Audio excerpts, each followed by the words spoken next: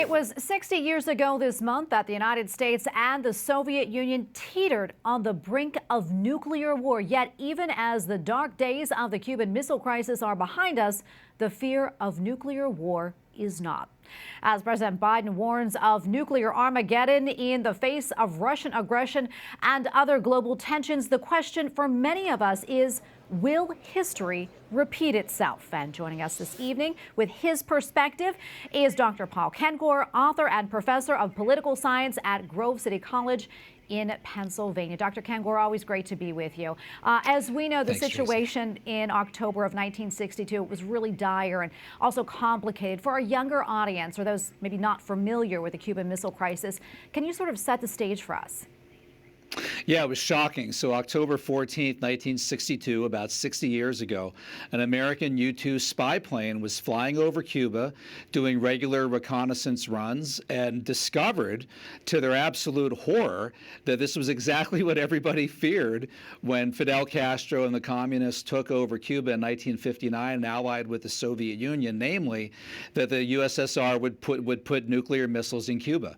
And they knew right away that they were nuclear missiles because they were arranged in this like trapezoidal pattern that the Soviets arranged their missiles throughout the communist bloc.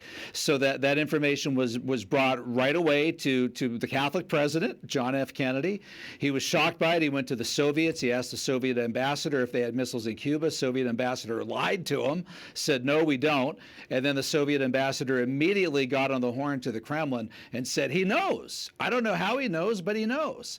And so that began for the United States this crisis of about 13 days where the president had to try to decide, what exactly do I do about this? Yeah, and I know that you credit certain world leaders for their efforts to cool things down. This includes President Kennedy and also Pope John XXIII. Talk to us about their leadership during this time. Yeah, so Kennedy appealed to John the 23rd, and it's interesting because a lot of Protestants in the 1960 election said the president, the Catholic president, shouldn't appeal to the Pope, right? He shouldn't be talking to the Pope. Well, this time he did, and John the 23rd responded with a really nice message that he sent to the U.S. Embassy, to the Embassy of the Soviet Union, read it on Vatican radio.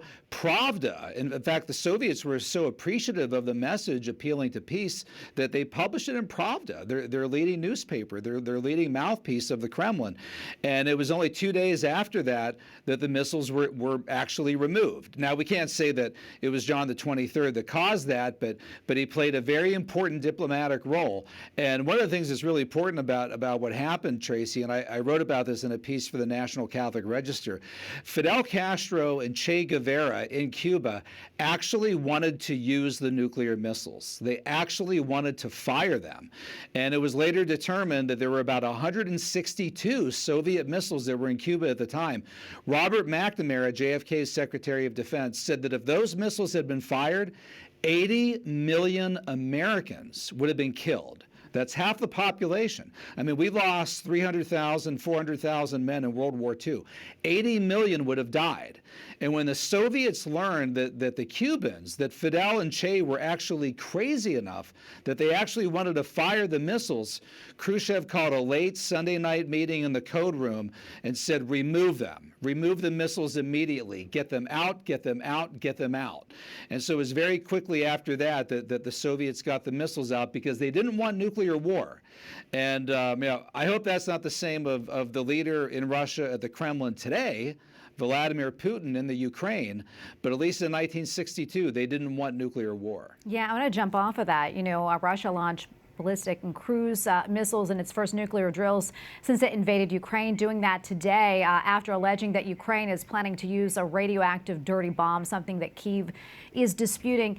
All of this after, as we mentioned, President Biden recently warning of nuclear Armageddon. Paul, what's your take on all of this, and does this concern you?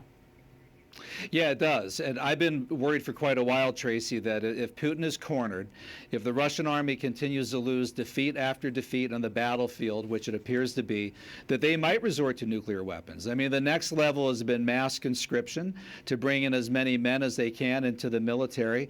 And the talk that he's been doing so far, the different things that he's been saying, talk of, limited nuclear weapons, smaller scale tactical nukes. A nuke is still a nuke. So I think it's quite possible that he could actually resort to that.